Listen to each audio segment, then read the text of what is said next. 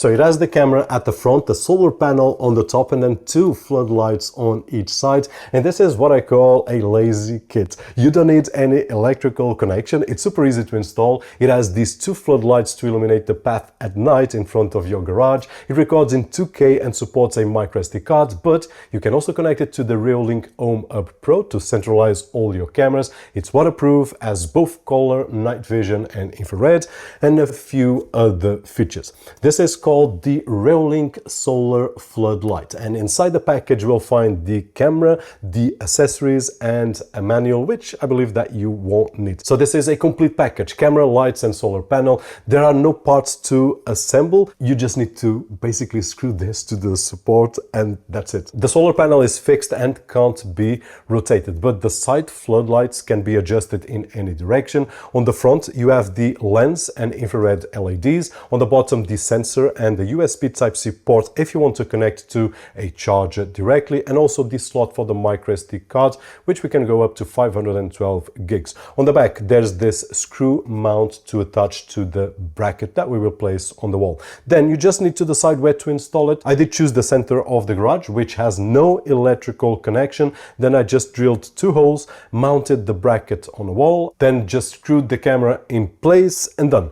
You just need to aim it where you want and we are good to go. In the Reolink app you select add new device, scan the camera QR code, choose whether to use it as a standalone camera if it's your first camera or with the Home Hub Pro. And after 2 to 3 minutes the camera is up and running. You can choose between 3 operating modes for power saving, and we will get into that. And if you buy later on the Home Hub Pro to centralize all your cameras, you just need to go into the app and add this camera. It will pair automatically, and instead of saving the recordings to a memory card, they are stored on a hard drive which can go up to 16 terabytes, and you can also view the footage on a TV connected to the Home Hub Pro, not just on the app. Now it records in 2K and the image quality is more than enough for a security camera, in my opinion of course.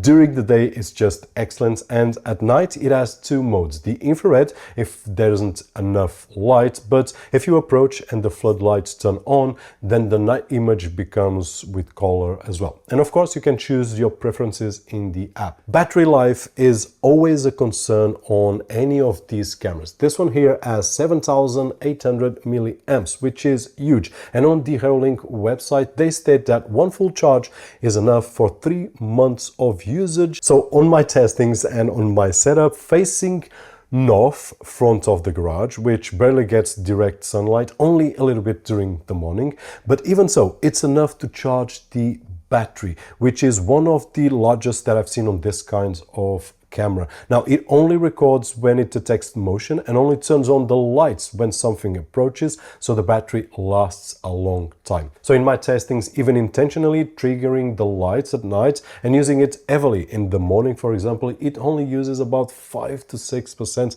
battery and then it recharges quickly. Now the lowest that I managed to get was around 68%, but I really had to push for it. So if you live in a building and you have about 100 people inside that will go out every single day and it will trigger, and then they will come back at the end of the day and trigger again, then probably it won't last for the 3 months. I would say that it will last for a lot less. But if you live in a regular house, 4, 5, 6 people, and you have a normal life where people go to work, people come back home, and then you go out and then you come back several times a day, it will be totally fine. Of course, this will depend on the orientation, where we place the camera, the sun that it gets. In my particular case, facing north, it wasn't getting direct sunlight, but it was enough to charge the battery. By the way, if you check out the footages, we are in March. The weather is quite pleasant, so this will have an impact as well, depending on the area that we live,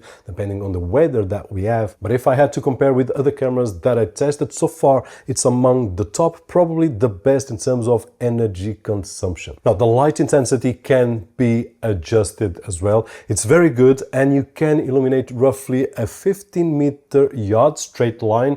That said, it's not as powerful as the Reolink Elite Floodlight, which we have seen right over here, and it's always connected to electricity. So we can understand that as more power than this one right over here. So side by side, you can notice the difference, but this one still performs really well. And the best thing is that it uses a lot less power, which is really cool. Now in the app you can see the live footage or recorded clips depending on what we are watching, those that are triggered by motion, and it will get recorded either on the SD card or on the Home Hub Pro or even on the cloud, depending what you prefer. You get options for Wi-Fi, battery, display settings, image quality, motion zones, brightness, night vision modes, which I recommend leaving on automatic, which is how I use, plus a privacy mask you can place anywhere that you want on the screen, just to hide your neighbor's house or my car's plate or something like that. Now there are also audio recording settings, controls for how the LEDs and floodlight behave at night. We can choose between off, always on, or automatic mode, and we can also adjust the brightness. It has motion detection settings, let you choose whether to detect people, vehicles and animals, as well as how the recordings are stored and for how long.